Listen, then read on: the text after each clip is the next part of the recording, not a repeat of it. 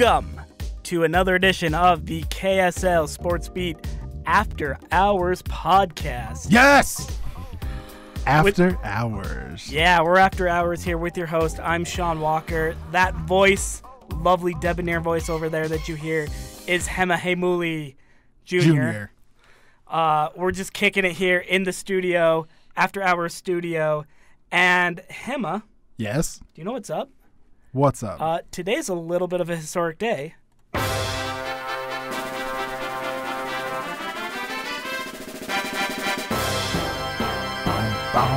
And no, I'm not talking about Donovan Mitchell's first ever playoff appearance, although we'll get to that. Okay. Today's a historic day because we're here in the KSL Sportsbeat After Hours studio just about 30 minutes after you executively produced your very own edition of KSL Sportsbeat with Jeremiah Jensen. All by myself. All by your lonesome self, dude. How do you feel? I feel good. The anxiety and high is kind of coming down right now. I feel good. It wasn't a perfect broadcast by any means, but it was good. Kind of felt like, you ride your bike for the first time without your training wheels. You feel good, right? Even though you may have ran into a garbage can or a mailbox or two. You're strong. Oh, you're talking my childhood now. You're talking my childhood and my teenagehood, and a little bit of my adulthood for that matter. But we won't get into that. Right. We won't get into that. We're talking about my Speaking of, training wheels. Do you know a good mechanic? Oh. Do you know a good body shop? I got somebody. I got a guy. Let me know. Let me know. So that's what happened today. I produced my first show all by myself. If you guys, if our listeners remember the episode before or the extra before, we talked to Matt Glade. You talked to Matt Glade, right? We did. Matt Glade. We had the Matthew L. Glade on the podcast. Okay, dude is like Yoda, right? And he's won three Emmys, all these other awards. He's produced all these really great things, and I kind of had to fill his spot. So I was kind of like Obi-Wan, where he just kind of thrust it on me, and he thrust it at me pretty hard. Thrusting so hard. So we're gonna get an explicit tag on this podcast now for that, right? Dude, so sexual content. So that's what, yeah, I pretty much got, he left for greener pastures, R.I.P. I think we should pour one out for him. Don't you think so? Yeah. Let's pour one out. We're not actually going to pour one out because there's a lot of expensive equipment in this room. We don't want to get electrocuted. But this is for you. This is for you, former producer Matt Glade. R.I.P. baby. Cheers. Riveting radio. Thank you. But now we're moving into the Hema era of Sportsbeat. This is your first After Hours podcast as the executive producer of KSL Sportsbeat. That it is. And what a show to open it on. Right. What a show to open it on. The Utah Jazz in the 2018 playoffs. They're in Oklahoma City down there. Rod Zundell's down there. We're back here in the station in Salt Lake cleaning up his stuff. That's right, holding it down. And the Jazz... Well, they didn't win. But hey, you know what? Actually, let's give you an achievement real quick. Okay, thank you. First Sportsbeat produced, so achievement unlocked. Another achievement for you. And the Jazz did not celebrate the occasion. They fall to the Oklahoma City in Game 1. PG-13 Paul George with an absolutely unreal night. He was crazy, dude. He was ridiculous tonight. Donovan Mitchell, a little bit ridiculous. He was the crazy guy on our team. A little bit. 27 and 10. Best double-double by a playoff rookie in their first performance since LeBron James in 2006, I want to say. I saw a little something from ESPN Stats and Info, so shout out to ESPN Stats and Info, if you did let go my man Paul Carr. Shout out to Paul. Love you, brother. Still love ESPN Stats and Info, but love them a little less now. Right. So the Jazz, man, they I'll tell you, the first 5 minutes of that game, maybe 10, I was like, we're going to win, and we are going to smash these guys. If you remember, there was it was looking that way. It looked that way. I mean, Rubio was dishing behind the back, no look. Donovan slam dunked that one. everyone was going off. Everything was clicking. They couldn't stop. 12-point lead in the first quarter. Right. They couldn't stop the pick and roll off that one, and it looked like we had that locked down. And I was very naive to think so.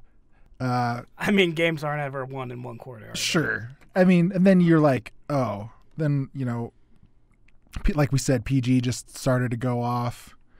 36 points. 36 points. A new personal playoff high for PG-13. Playoff 36 P. points. He was threatening that like Playoff the day before. P. He was like, playoff P hasn't shown up yet, or he's about to show up or something like that. And boy, did he show up. Playoff P showed up. Westbrook showed up. My man Adams showed up. Dude, that's my guy. Steven Adams. That's my guy. 12.7 rebounds. Right. Awesome. So he's from New Zealand. That's why he's my guy. I wish he was on our team, but we can talk about that some other time.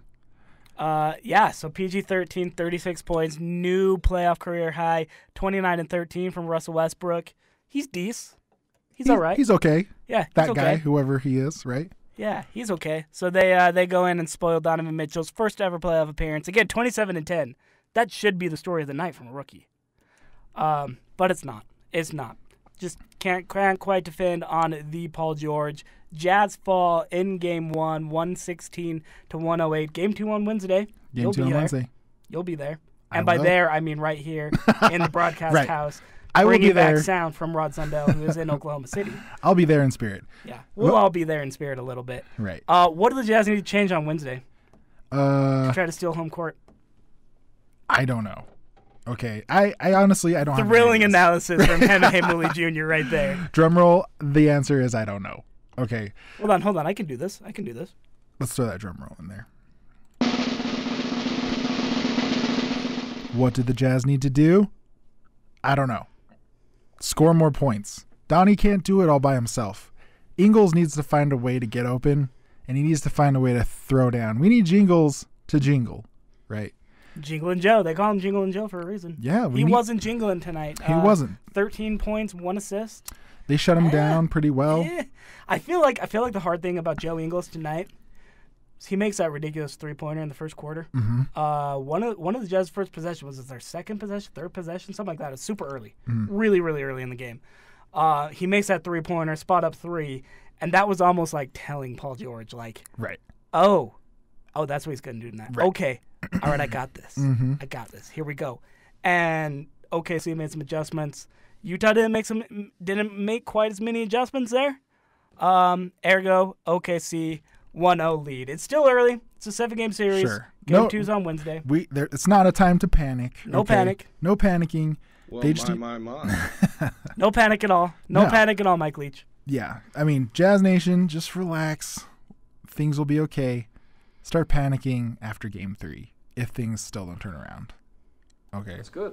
That is good. Yeah, that's very good.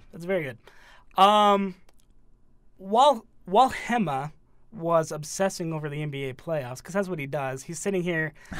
Should I break the fourth wall a little bit? Do it, bro. He's sitting here in a throwback Utah Jazz jersey, number 12 himself. I came the repping greatest hard. point guard of all time. The greatest point guard of all time. Michael Who. Right? John Stockton, number 12 throwback Jazz jersey. I call him St. John. St. John. I Okay. like it. I call it, you know what I call him? What? Dave's dad. Big Dave's dad. Big Dave's dad. David Stockton. Shout out to David Stockton. Right. He's on my team. Shout out to David Stockton. He's on my 2K team. Oh, Not really? even kidding. That's cool. I pumped up his stats on 2K a little bit. Now he's like this crazy sharpshooting ace. Oh, right. Awesome. It's awesome. Yeah, so shout out to David Stockton. Shout out to John Stockton, who is embodying Hema Hemuli Jr. in spirit right now with that sick throwback Jazz jersey. Here's what we'll do. We'll take a picture in a couple minutes when we have a break. We'll take a picture. We'll post it onto the Twitters. Onto the Twitters. Right? Put on the Twitter. Is that what the kids are doing these days? Yeah, we got to put it on the Twitters. Then how about we throw what? Tell them where we're gonna post that shiz. Where are you gonna post that? You gonna put that on your Twitter? Nah. At Hema Hemuli Jr. Or we could put it on your Twitter. I don't believe in Twitter. You know me.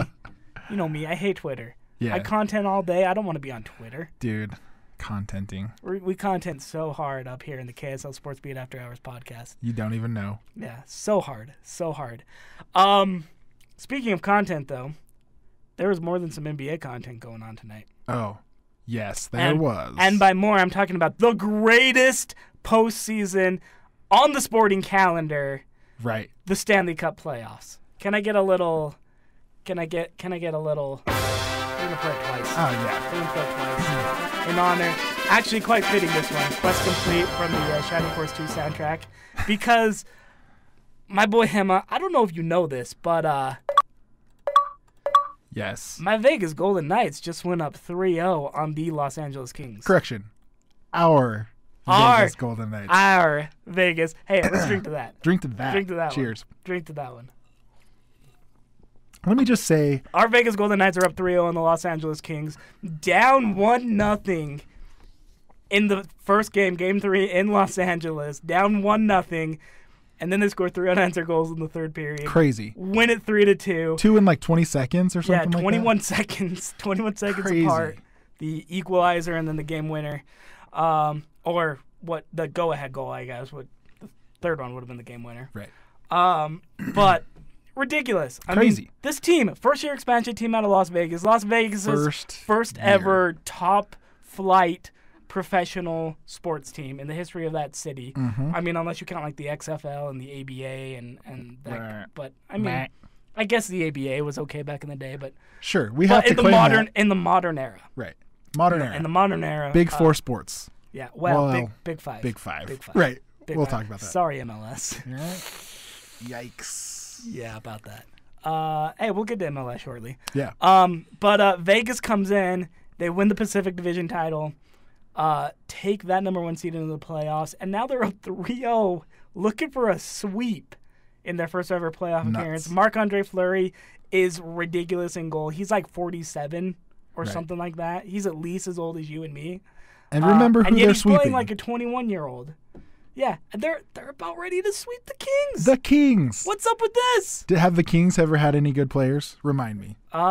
Some guy named Wayne played for them for a while. Right. Have you heard of Wayne him? Gretzky. Something like that.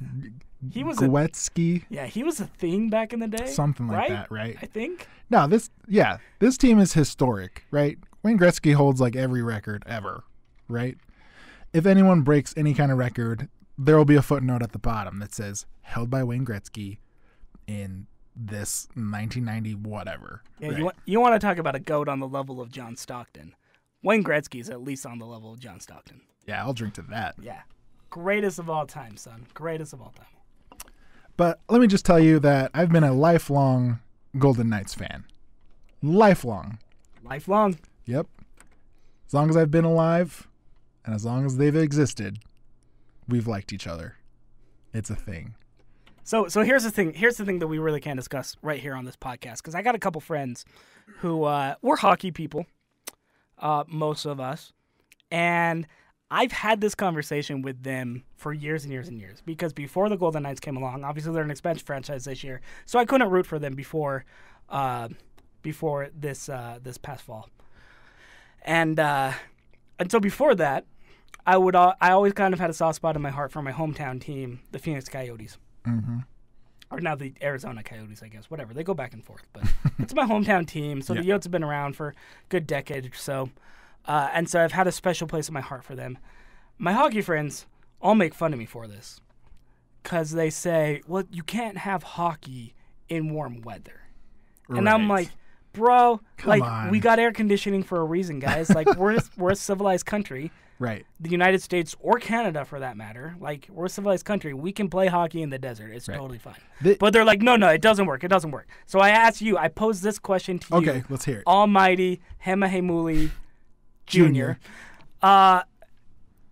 Does warm weather hockey work? Because obviously we're seeing it work pretty well with the Vegas Golden Knights so far. Does it work as a thing? Is it a big deal? I love seeing the crowds at T-Mobile Arena. I love one time seeing the crowds with the Phoenix Coyotes. Not so much anymore. They play in Glendale now. It's kind of But is hockey in the desert a thing? Is warm weather hockey a thing? Can it still be a thing? Yes. I don't understand that argument. Like, we're so close to having. Okay, this is where technology is where we are right now. I have a computer in my pocket. It's called an iPhone, right? We have holding in your hand right now. I'm holding it in my hand right now. We have like we're almost to the point where we have like self-driving cars. True story. True story. So the notion that warm weather cannot foster an ice sport team is ridiculous. I think Vegas, of all the warm weather places, should be able to find like really good talent. They should be able to have the best facilities. They should be able to compete toe to toe with legacy teams. And they are. And that's what they're doing. And let's be honest, LA is a warm weather city. It is a warm weather city. And LA's got history. The Kings they had the great one at one point. I mean, they've got all this franchise history in a lot of ways. I don't want to just relegate them to a once in the past. This year, yeah, I mean, they had a nice defense. Their offense was very hit and miss. They struggled to score goals at times. And so realistically, Vegas probably should have been favored. I'm pretty sure they were favored through this series.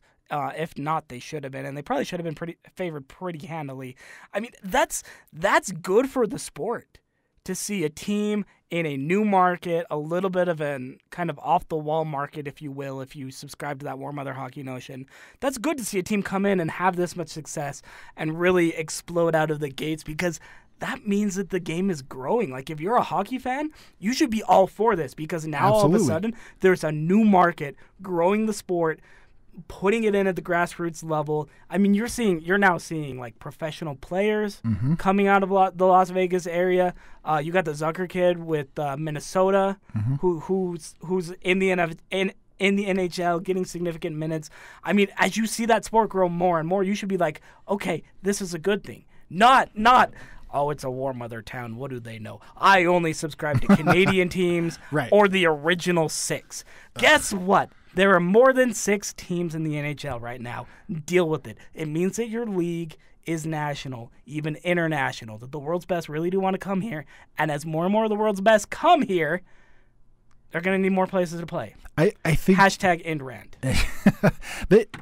Expansions are great. I love expansions. Sure, there's the argument that like if you expand too quickly, you might run out of money, whatever, dilute the talent pool or whatever. But I mean, to switch sports for a second, like MLS keeps bringing expansion teams in, and like Atlanta's killing it right now, right? Atlanta United. And a little team, speaking of LA, something called an LAFC. Oh, right. LAFC. They're all right for sure club. It's crazy. So I think that expansions are good. I wish the MLB would expand. I would love a team here. They need to bring back the Expos. You know, like there's lots of expansion is good. You know, that's my point. Expansion is good. Expansion is very good. So that's a little bit of our rant with the NHL. Do you have any other NHL thoughts? Nah, I'm good. Because moving on from expansion, in a very similar note, we had an expansion this weekend here on the Wasatch Front. Let's kind of go local right now. Let's do it. The Utah Royals Football Club played their first ever home match in the National Women's Soccer League. First year franchise. Moved. I'm using air quotes, moved from Kansas City. Legally, they didn't actually move from the former SC Kansas City. May they rest in peace. Pour one out for those girls. Yeah, pour one out for FC Kansas City. Here we go. But they're now in Utah. Laura Harvey's got herself a great side over there in Harriman/Sandy. They played their first home match of their inaugural season this year and lost. 1-0. They lost to Chicago. You saw this game. I was at this game. You can catch all of our covers on KSL.com, so we won't rehash it too much. But 19,203 fans for this women's soccer franchise on the Wasatch Front. Good for the sport, bad for the sport, indifferent for the sport. Good for the sport, absolutely. The cool thing was, like, we covered for weeks, you know, leading up to these games with the women's team, how the women, they felt like, you know, Papa Deloy Hansen is doing it right. Shout out to DLH. Shout out to Papa Loy. Drink to DLH. Yeah, got to drink for that guy. Drink to DLH. And why are we drinking for him? Because Also, we need a title sponsor, DLH. So hit us up. I'm just saying. I'm not begging, but I'm just saying we don't have a title sponsor. So Papa Loyola has done a great job, giving these women top flight facilities, top flight service, treating these women like the top flight athletes that they are. Because let's be honest, the NWSL is the top flight soccer program for women in the world. It's the best. And for years, they have not had top flight facilities and services for them. And Papa Loyola is bringing that back. And that's the greatest.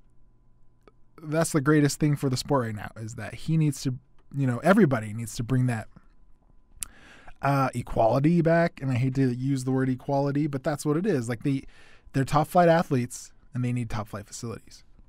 No, absolutely. And I think what Deloy Hansen and the Utah Royals are doing for the NWSL is a very good thing. This is still a league that it is fully professional, but the minimum player salary as of this season was still $15,000.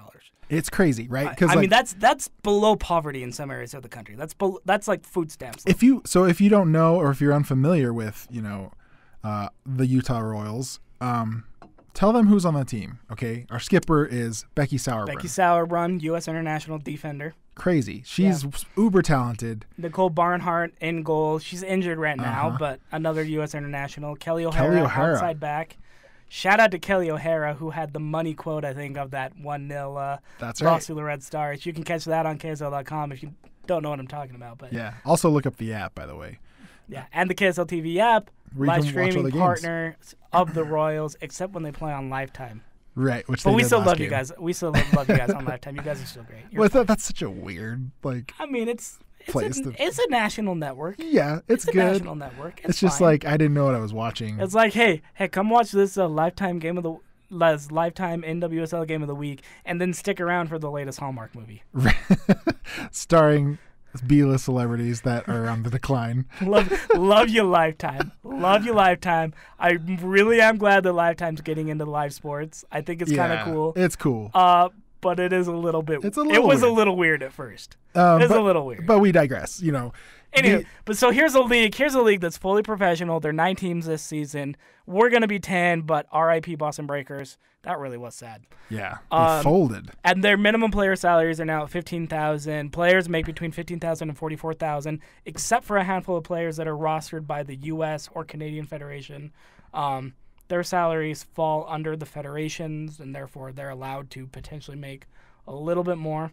But these women, it's crazy. But for the most part, I mean, they're not ridiculous salaries. Right. These are pretty normal or even below normal living wages for professional athletes in North America. Not just professional athletes. These women have won three World Cups. The Americans, at least. Right, the Americans. The Americans. And that includes, and the ones in the U.S. pool. Sure, but that includes Becky Sauerbrunn, Kelly O'Hara, Amy Rodriguez. Who came off the bench for the Royals today. Her first match in over a year. Mm-hmm. Yeah, these women. Saturday. What day Saturday. is it? It's late. It's all one big blur for us. It is a big blur. But yeah, it's ridiculous. That's crazy that these women make so little and they've won 3 World Cups, right? The men have not even sniffed a World Cup champion. Hey, World Cup semifinalists in 1950, baby. Kay. Come on, get it right. Okay, semifinals of the World Cup in 1950. Yeah. Yeah. Cool. Yeah. Next story. You know what I'm saying? These women have done. I believe there were 14 teams to qualify for the World Cup that year. I think it was something like that. Yeah. Yeah. Semifinalists, though. Semifinals. But the men never won. And the women have done Never it thrice. Not Never once, won. not twice, but thrice. Thrice. And so That's it's, yes. Shout out to 1999, by the way. The moment that really got me interested in soccer. Yeah. So, anyways, there's that. The women, they lost. It was unfortunate because we were banging on the door the whole match. Gunny had a header that went right over the crossbar, just barely. Who else had a shot? It was... No, I mean, certainly banging on the door. I mean, Chicago had 2 shots on goal all night. Yeah. 2 shots on goal. And one of them was just a beautiful finish. It was a beauty. like top corner, and yeah, sometimes it just shakes out that way. Let's watch that one. The cross, Nagasato is defended well. Colaprico picks it up. The volley is in the goal. Chicago strikes first. Colaprico. Danny Colaprico. Roll it back one more time. She was marked, I think. As much as Rory Dames wants to say you want to go away from the transition type style in this league, this all comes off of winning the ball in the midfield. They get it wide. They've only got 3-4 players around the box, and it pops out Becky's man? to Colaprico. No one's there.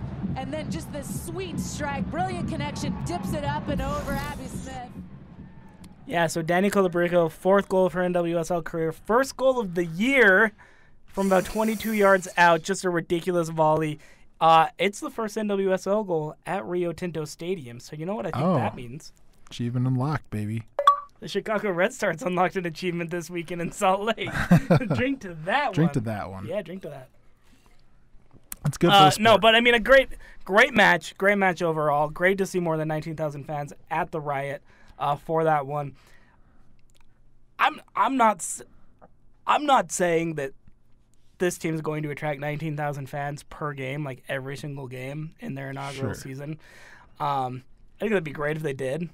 I also think it's probably a little unrealistic. Well, they can't because where they're going to play most of their games, right? Are they going to play in Harriman? They're at Rio Tinto. Oh, yeah, they're at Rio Tinto.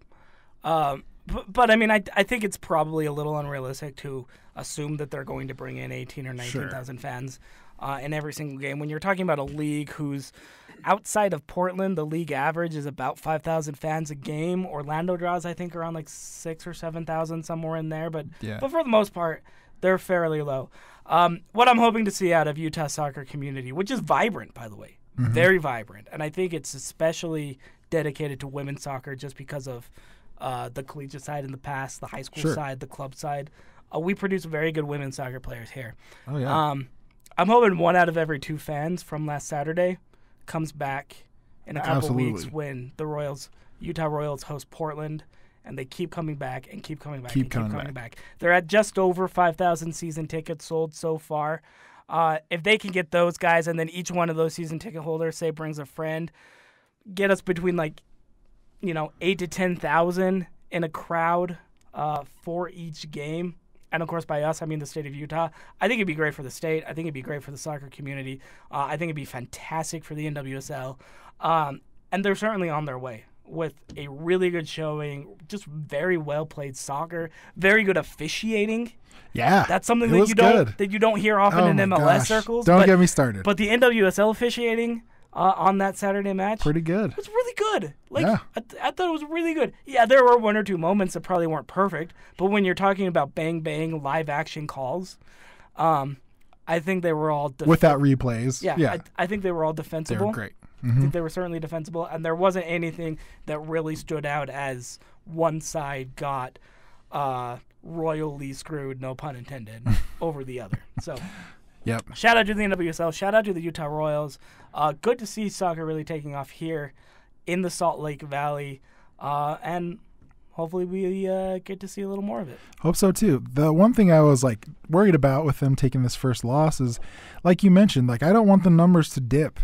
I think having a new sport in the state is great.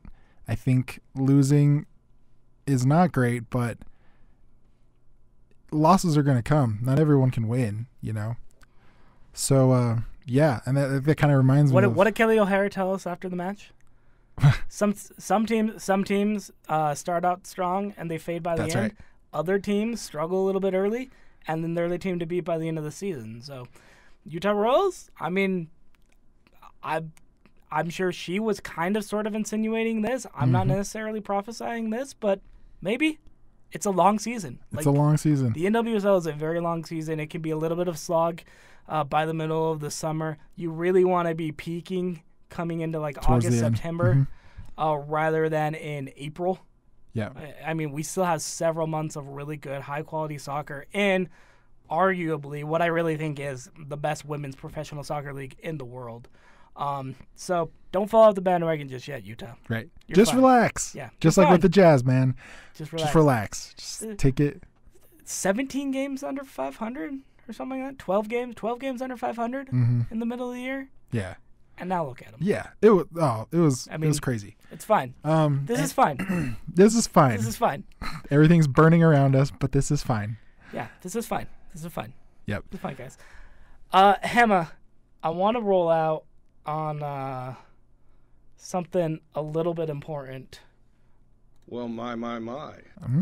This is non-sports related. My interest is piqued. Yeah, this is non-sports related. But you haven't heard the new song from my boy, James the Mormon. No, I haven't. Yeah, actually. we're Facebook friends, so I can call him my boy. I've seen it going around. I haven't listened to it yet. So if you haven't seen it, it's called Buck Wild, James the Mormon, The Lake, a bunch of local rappers from the Utah scene put this little ditty together, and I want to get Hema Jr.'s live reaction to JTM's latest track right here on the KSL Sportsbeat After Hours podcast. Absolutely. Full disclosure. Okay, hold up. Full disclosure. I didn't even hear about James the Mormon, like when his first, that song, what was his first one? Before the BYU one. Motivation? So there was Restoration. No. It's a song about the first vision. No. The Motivation. Shout out to Joseph Smith. No, my boy Junior Miley is on that one. Is Motivation? Motivation, yes. Yeah. That track came out and it was fire. And I was like, who is this cat? He is fire. And I bought his album. I followed him.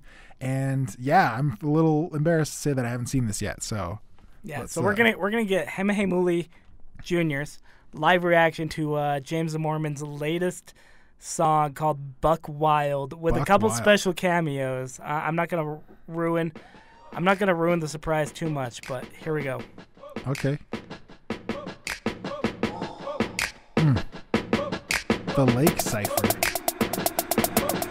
When you mong enter the cipher, it's definitely destined alive, and the record is rhymes are respected by rivals. Your steps are deciphered as reckless reminders. Discretion's advised if you question your lines. When you mess with a microphone, then get behind us. Been staring at the sun so long, I see shades of orange. Put citation to shake your organs, break your ankles on hardwood. You can have a Gordon Hayward moment. You will never have a name that launches, forever in the basement gorging. Whenever you would crave a portion, begging me to take precaution for a play, but would change the program. Get it. Product of this, product of that. Don't fall for the cheese. Get caught with a rat. No pop when I step. No off on the track like y'all ain't know that sauce in the back. That wash in the rack. So off in the back. My coat gon' shine like a boss in the lack. Fall on the back. Watch it collapse. No shot got made if he not got the chances to do it like I do it. This the movement. Keep it fluid. Pushing through it like he knew it. If he knew it, he gon' prove it. He gon' prove it. Watch him wreck it. Make him move it. Any second. Check the record. Check the record. Check the record. I run the valley like I'm silicone. Cut you off umbilical. Cross you up before I shoot my shot and break your ankle bones. I ain't got no competition. All I see is stepping stones. Let you keep it clean and get your fix like a methadone. Said I'm not a rapper, but I still get itch to prove. Yeah,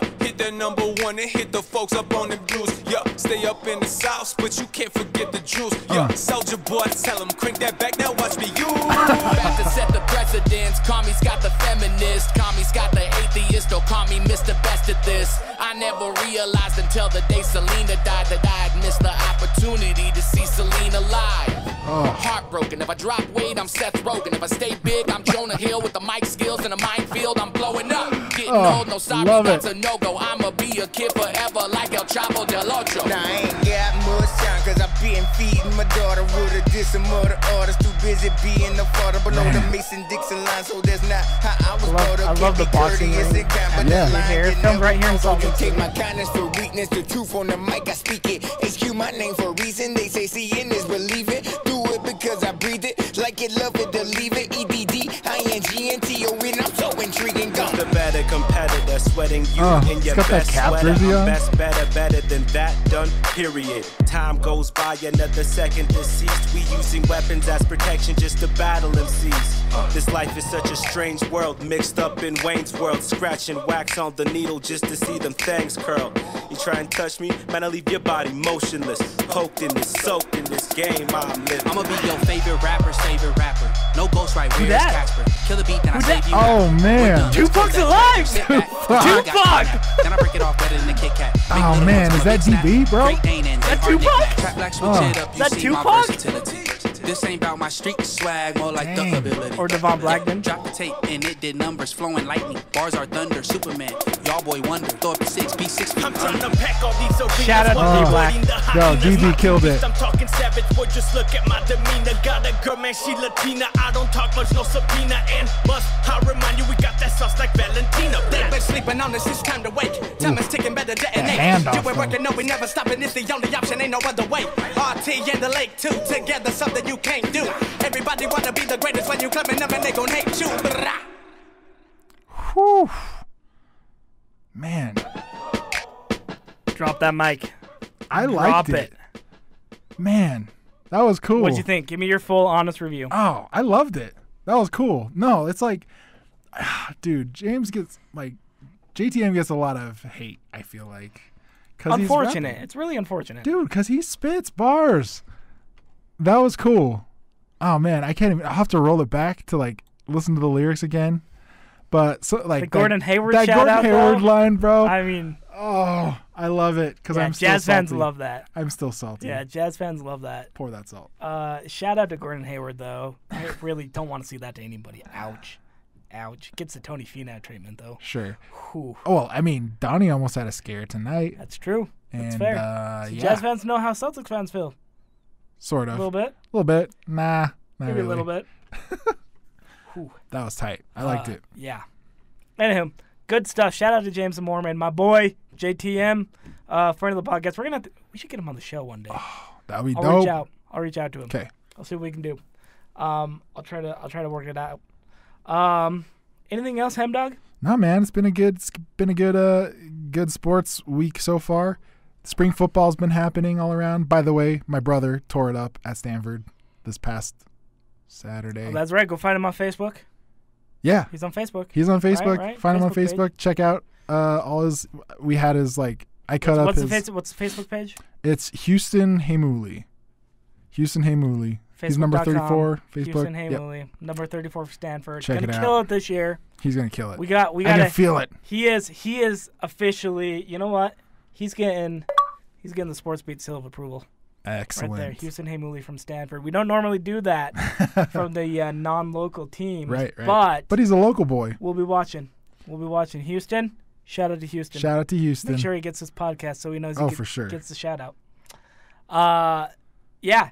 So that'll do it.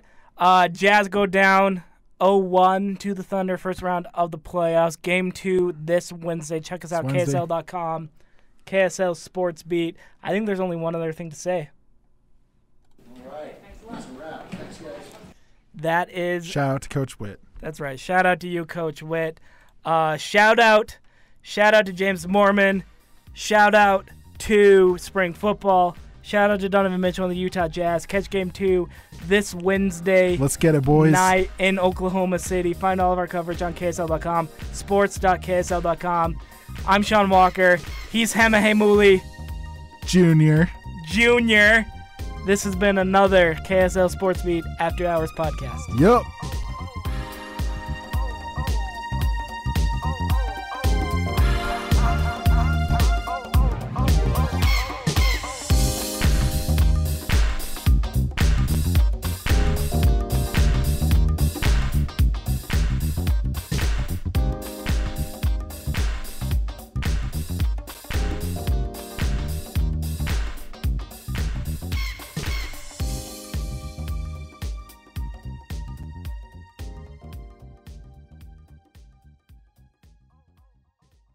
Yeah, 3 wives already.